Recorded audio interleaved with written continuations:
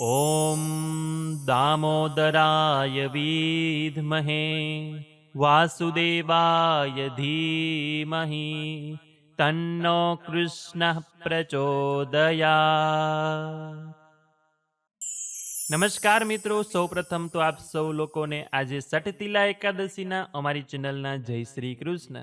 આજે આપણે આ એકાદશીનો મહિમા કથા સાંભળીશું તથા જે કોઈ આજે વ્રત કરે છે તેને વ્રતનું શું પુણ્ય ફળની પ્રાપ્તિ થાય તેના વિશે પણ વાત કરીશું।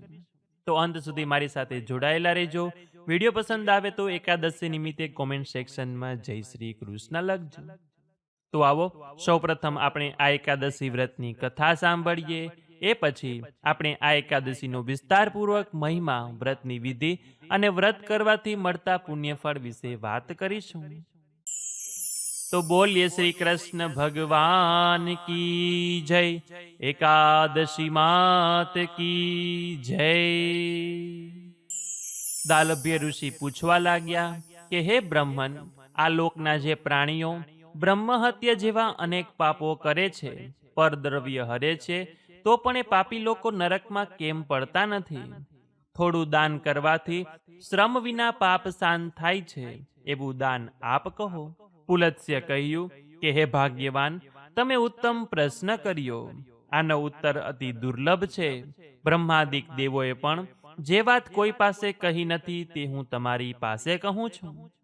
પોષ માસમાં જે દિવસે પુષ્ય નક્ષત્ર હોય તે દિવસે સ્નાન કરી પવિત્ર થઈ કામ, ક્રોધ, અભિમાન આ સર્વે દોષોનો ત્યાગ કરી નારાયણ ભગવાનનું સ્મરણ કરી જળથી પગ ધોઈ છાણ ભેળું કરવું, તેમાં તલ, કપાસ નાખી તેના પિંડિયા વાળવા।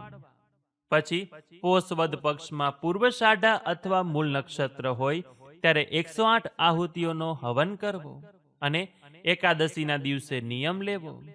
સ્નાન કરી પવિત્ર થઈ નારાયણની પૂજા કરી નામ લઈને ઉપવાસ કરવો। રાત્રિએ હોમ કરી જાગરણ કરવું। બીજા દિવસે ચંદન, અગર, કપૂર, તલ વગેરે ઉપચારોથી શ્રીહરિનું પૂજન કરવું। ખીચડીનું નૈવેદ્ય કરવું। પછી કેળા, નાળિયેર અને બીજોરું કાંઈ ન મળે તો સોપારીનો અર્ધ્ય આપવો અને કહેવું કે હે કૃષ્ણ, આપ દયાળુ છો, નિરાધારના આધાર છો, હું આપને નમસ્કાર કરું છું। હે જગતપતે, લક્ષ્મી સહિત આપ મારા અર્ધ્યનું ગ્રહણ કરો। પછી બ્રાહ્મણની પૂજા કરી તેને જળનો ઘડો દ્રવ્ય નાખી આપવો। પગમાં પહેરવા પગરખા આપવા અને દાન આપતી વખતે શ્રી કૃષ્ણ મારા પર પ્રસન્ન થાવ એમ કહેવું। જો શક્ય હોય તો ગાય અને કાસાનું તલપાત્ર બ્રાહ્મણને આપવું। સ્નાનમાં અને ભોજનમાં ધોળા તલ લેવા ને દાનમાં કાળા તલ વાપરવા। તલથી સ્નાન કરવું, શરીરે તેલ ચોપડવું, તલનો હોમ કરવો, તલ સહિત જળ પીવું, તલ ખાવા અને તલનું દાન કરવું। આ તલના 6 પ્રકાર પાપનો નાશ કરનાર છે। તો આપ સટતીલા એકાદશી કરવાથી કેવું ફળ થાય તેની કથા મને કહો। હે નારદ, પૂર્વે મનુષ્ય લોકમાં એક બ્રાહ્મણી હતી। તે નિરંતર વ્રત પરાયણ હતી। દેવ પૂજામાં નિત્ય તત્પર રહેતી। ઉપવાસ કરી તે સ્ત્રીએ શરીરને ઘણું જ કષ્ટ આપ્યું। તે બ્રાહ્મણોને અને કુમારિકાઓને નિત્ય દાન આપતી, પણ દેવો તથા ગરીબોને અન્નથી તૃપ્ત કર્યા નહીં। એટલે ભગવાન બોલ્યા, મેં વિચાર કર્યો કે બ્રાહ્મણીએ વૈકુંઠ લોક મેળવ્યો છે, પણ અન્નદાન વગર પરમ તૃપ્તિ થાય નહીં। તેથી હું કાપાલિકનું રૂપ ધારણ કરી મૃત્યુલોકમાં ગયો અને પાત્ર ધરીને ભિક્ષા માગી। બ્રાહ્મણી બોલી કે મહારાજ, તમારા અત્રે આવવાનું કારણ સત્ય કહો। મેં કહ્યું કે સુંદરી, મને ભિક્ષા આપો। તેણે કોપ કરી માટીનો પિંડો આપ્યો અને તે લઈને હું સ્વર્ગમાં આવ્યો। કેટલાક કાળ પછી વ્રતના પ્રભાવથી બ્રાહ્મણી સદેહે સ્વર્ગમાં આવી। એના માટે ઘર તૈયાર હતું, પણ ત્યાં કંઈ જોવામાં આવ્યું નહીં। તે ક્રોધથી કહેવા લાગી કે મેં ઘણા વ્રત ઉપવાસ કર્યા, છતાં પણ કોઈ સગવડ જોવામાં આવતી નથી, તેનું કારણ તમે કહો। મેં કહ્યું કે હે સ્ત્રી, તું ઘરે જા, ત્યાં તને જોવા માટે અલૌકિક રૂપવાળી દેવાંગનાઓ આવશે। જો તેઓ સટતીલા એકાદશીનું વ્રત કહે તો જ તું બારણું ઉઘાડજે। અને પછી બ્રાહ્મણી પોતાને ઘેર ગઈ। હે નારદ, દેવાંગનાઓ ત્યાં આવી અને તેમને કહ્યું કે હે સુંદર મુખવાળી, અમે તને જોવા આવ્યા છીએ, માટે બારણું ઉઘાડ. બ્રાહ્મણીએ કહ્યું કે હે દેવીઓ, મને સઠતિલા એકાદશીનું વ્રત કહો તો જ બારણું ખોલીશ. ત્યારે દેવાંગનાઓએ વ્રત કહ્યું અને પછી બ્રાહ્મણીએ બારણું ખોલ્યું. ત્યારે અંદર આવી જોયું તો મૃત્યુલોકના જેવી જ સ્ત્રી જોવામાં આવી. પછી દેવીઓના કહેવાથી તે બ્રાહ્મણીએ ભોગ તથા મોક્ષ આપનારી સઠતિલા એકાદશીનું વ્રત કર્યું અને તેના પ્રભાવથી બ્રાહ્મણીના ઘરમાં ધન, ધાન્ય, વસ્ત્ર, સોનું અને રૂપું સઘળી સમૃદ્ધિ થઈ. પોતાની શક્તિ પ્રમાણે આ એકાદશીના દિવસે તલ અને વસ્ત્ર વગેરેનું દાન કરે છે, ઉપવાસ કરે છે, તેને દારિદ્ર્ય, દુઃખ અને દુર્ભાગ્ય આવતું નથી. હે નારદ, જે માણસ વિધિથી તલનું દાન કરે છે તે સર્વ પાપોમાંથી મુક્ત થાય છે, તેને અનર્થ થતો નથી અને વિધિપૂર્વક કરેલ તલનું દાન સર્વ પાપનો નાશ કરનાર છે. આવી રીતે ભવિષ્ય પુરાણમાં સઠતિલા નામની પોષવદી એકાદશીનું મહાત્મય કહેલું છે. ઇતિ શ્રી ભવિષ્યોત્તર પુરાણે પોષે કૃષ્ણ એકાદશ્યામ સઠતિલા નામ્યામ મહાત્મયમ સંપૂર્ણમ. તો બોલીએ શ્રી કૃષ્ણ ભગવાન કી જય, એકાદશી માત કી જય. મિત્રો, જો આપણે પોષ મહિનાના વદ પક્ષમાં આવનારી સઠતિલા એકાદશી વિશે વાત કરીએ તો આ એકાદશીના નામ ઉપરથી જ સમજાય કે આ દિવસે તલનું મહત્વ બતાવવામાં આવેલું છે. જી હા મિત્રો, ધાર્મિક માન્યતા અનુસાર આ સઠતિલા એકાદશીના દિવસે ભગવાન શ્રી હરિનારાયણને ખાસ કરીને તલનો પ્રસાદ ધરાવવામાં આવે છે, અથવા તો તલમાંથી બનાવેલી કોઈ પણ વાનગી પણ ધરાવી શકીએ છીએ. તથા આજે તલનું દાન કરવું પણ શુભ માનવામાં આવ્યું છે કે જેનાથી આપણને દરેક પ્રકારના જાણીએ અજાણીએ થયેલા પાપોમાંથી મુક્તિ મળી જાય છે.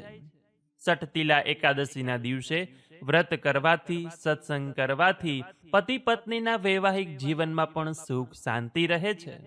ઘરના દરેક પરિવારને પણ નિરોગી આરોગ્યની પ્રાપ્તિ થાય છે. તથા વ્રતના બીજા દિવસે એટલે કે બારસની તિથિએ એકાદશીના પારણા કરવામાં આવે છે. પારણા એટલે કે વ્રતનું સમાપન, કે જે એકાદશીમાં આપણે સંકલ્પ કરીએ છીએ તેનું સમાપન પણ કરવું આવશ્યક હોય છે, કે જેને આપણે ત્યાં પારણા તરીકે ઓળખવામાં આવે છે, કે જેમાં પણ આપણે સામાન્ય દાન દક્ષિણા આપી શકીએ છીએ. પશુ પક્ષી માટે દાણા પાણીની વ્યવસ્થા કરી શકીએ, અથવા તો આપણે પૂજા દરમિયાન જે કંઈ ભગવાનના ચરણોમાં દાન દક્ષિણા રાખીએ છીએ તેનું પણ દાન કરી શકાય છે. આ રીતે પણ પારણા અને ત્યાર પછી ચણાના લોટમાંથી બનાવેલી કોઈ પણ વાનગી ખાઈને વ્રતનો ઉપવાસ તોડવામાં આવે છે. આ રીતે પણ એકાદશીના પારણા કરાય છે. કહેવાય છે કે આ સઠતિલા એકાદશીનું મહાત્મય સ્વયં ભગવાન શ્રી કૃષ્ણએ ઋષિ નારદજીને કહ્યું હતું. એટલે આ વ્રતના મહાત્મયને લઈને શંકાને કોઈ સ્થાન હોય જ નહીં. તો હવે જે કોઈ ભક્તો એકાદશીનું વ્રત કરવા ઈચ્છે છે તેઓ આજના દિવસે સવારે વહેલા ઉઠી સ્નાન આદિ કાર્યો કરીને સૌપ્રથમ સૂર્યદેવને અર્ઘ આપવું જોઈએ.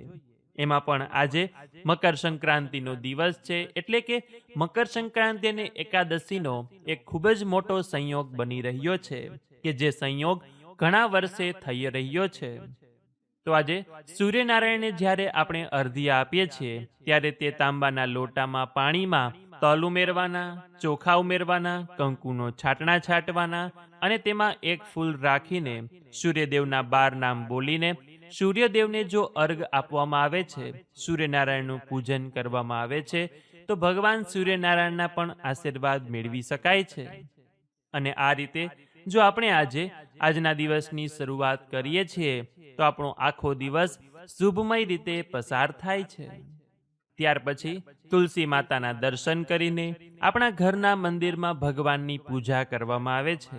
જો ઘરના મંદિરમાં ના કરી શકીએ તો બહાર મંદિરે જઈને પણ ત્યાં પણ ભગવાનની પૂજા કરી શકીએ છીએ. જો ઘરે પૂજા કરતા હોય તો ભગવાનને સ્નાન કરાવીને ભગવાનની મંદિરમાં સ્થાપના કરીને ભગવાનના ચરણોમાં તુલસી પત્ર અર્પણ કરવા જોઈએ. સાથે જ માખણ મિશ્રીનો ભોગ લગાવવો જોઈએ અને ખાસ કરીને શિયાળાની જે પણ કોઈ વાનગી હોય અડદિયા, તલની ચીકી, બીની ચીકી કે પછી સુખડી છે તે આજે ભગવાનને ધરાવી શકાય છે. અને તેમાં પણ તુલસી પત્ર અવશ્ય મૂકવા જોઈએ. ખાસ કરીને આજે સટતિલા એકાદશી છે તો તલનો પ્રસાદ ભગવાનને ધરાવવો જોઈએ. એ પછી ભગવાનની આરતી કરીને ત્યાં બેસીને આ એકાદશીની વ્રતની કથા વાંચવાની, સાંભળવાની અને ભગવાનનો કોઈ પણ પાઠ કરવાનો. ભગવાનના મંત્રનો જાપ પણ કરી શકાય છે. ઓછામાં ઓછી 1 માળા કરવી. એ પછી ઘર આસપાસ ક્યાંય પીપળાનું વૃક્ષ હોય તો પીપળાનું પૂજન પણ આજના દિવસે શુભ માનવામાં આવ્યું છે. કેમ કે ગીતાજીમાં ભગવાને કહ્યું છે કે વૃક્ષોમાં પીપળ હું છું. એટલે જ્યારે આપણે પીપળાનું પૂજન કરીએ છીએ તો સ્વયં શ્રી કૃષ્ણ ભગવાનનું પૂજન થયા બરાબર ગણાય છે. એ સિવાય આજે આપણે ગાયની સેવા પૂજા પણ કરી શકીએ છીએ. કેમ કે ગાય પણ ભગવાન શ્રી કૃષ્ણને અત્યંત પ્રિય છે. એટલે જો આજે આપણે ગાયનું પૂજન કરીએ છીએ તો ભગવાન શ્રી કૃષ્ણ આપણા ઉપર અવશ્ય પ્રસન્ન થાય છે. આજે મકર સંક્રાંતિનો દિવસ છે તો આપણો કદાચ આખો દિવસ પતંગોત્સવમાં અને આનંદ ઉલ્લાસમાં પસાર થઈ જાય. એટલા માટે આજે એકાદશી નિમિત્તે ભગવાનના પૂજા પાઠ કરી લેવા જોઈએ.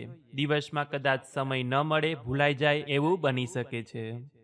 ત્યાર પછી આજનો આખો દિવસ જે રીતે સવારે સંકલ્પ કર્યો હોય તે રીતે વ્રત રાખવાનું અને વ્રતના બીજા દિવસે શુભ સમયમાં વ્રતના પારણા કરવાના.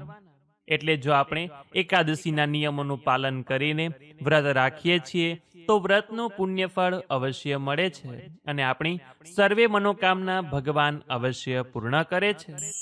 તો મિત્રો, સાંભળ્યું ને કે સટતિલા એકાદશીનું કેટલું મહાત્મય આપણા ધર્મમાં, આપણા શાસ્ત્રોમાં બતાવેલું છે.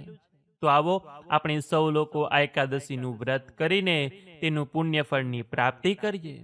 અને જો આપણાથી વ્રત ન થાય તો ચિંતા ન કરવી. જો મારી સાથે આજે આપે સત્સંગ કર્યો હશે, વ્રતની કથા સાંભળી હશે, વ્રતનો મહિમા જાણ્યો હશે તો પણ વ્રતનું પુણ્યફળ મેળવવાને ભાગીદાર બની જશો. તો અમારી સાથે જો આપ એકાદશીનો સત્સંગ કર્યો હોય તો વિડીયોને લાઈક કરી તમારા મિત્રોને મોકલી, અમારી ચેનલમાં નવા હોય તો સબસ્ક્રાઇબ કરી દેજો કે જેથી કરીને આવા જ અવનવા સત્સંગ આપ સુધી પહોંચતા રહે. તો આ સાથે હવે મને રજા આપો. મળીશું ફરીથી એક નવા વિડીયોમાં. ત્યાં સુધી આપ સૌ લોકોને અમારી ચેનલના જય શ્રી કૃષ્ણ. ધન્યવાદ. મારી સાથે જોડાઈ રહેવા બદલ, મને સાંભળવા બદલ આપ સૌ લોકોનો ખૂબ ખૂબ આભાર.